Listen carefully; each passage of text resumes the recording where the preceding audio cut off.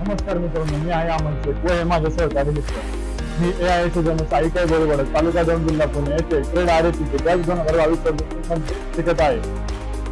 आमच्याकडे आरोग्य सुविधा आधीपासूनच होती, तरी आम्हाला थंड पाण्याची आवश्यकता होती. त्यामुळे मी व माझ्या सहकारी मित्रांनी मिळून मोरे सरांच्या मार्गदर्शनाखाली हे प्रोजेक्ट तयार केले आहे. वॉटर कूलर युनिट हे आमचे प्रोजेक्ट आहे.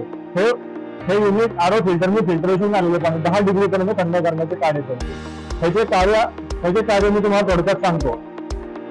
आरो फिल्टर द्वारा वॉटर शुद्ध केले जाते व शुद्ध झालेले वॉटर या वॉटर फिल्टर टँक मध्ये जमा होते.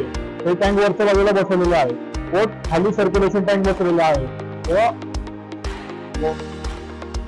व वरच्या बाजूचे फिल्टर टँक मध्ये पाणी सर्क्युलेशन टँक मध्ये जमा होते व वॉटर सर्क्युलेशन पंपच्या साहाय्याने सर्क्युलेशन टँक मधले पाणी हीट एक्सचेंजर मधून सर्क्युलेशन करून परत सर्क्युलेशन टँक मध्ये सर्क्युलेशन केले जाते व या पुढची प्रोसेस राहण्यासाठी तुम्हाला सांगतो. त्यानंतर वॉटर कूलर युनिट हे युनिट पूर्णपणे रेफ्रिजरेशन सिस्टम मध्ये बनवलेले आहे.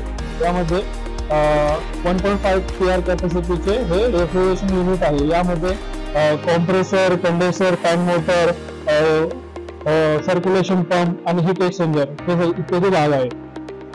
व त्यानंतर सर्क्युलेशन टँक हीट एक्सचेंजर ते सर्क्युलेशन यामध्ये शुद्ध झालेले पाणी यामध्ये स्टोअर केले जाते.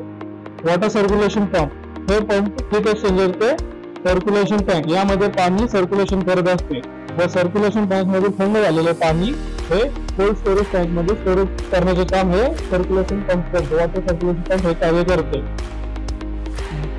त्यानंतर हीट एक्सचेंजर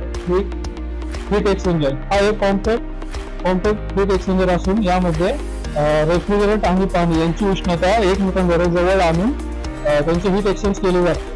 त्यानंतर कोल्ड स्टोरेज टँक ही टँक सर्क्युलेशन टँक मधील थंड झालेले पाणी या कोल्ड स्टोरेज टँक मध्ये स्टोअर केले जाते व ते पाणी थंड नळाद्वारे पाणी प्यायला आपल्याला भेटते. धन्यवाद.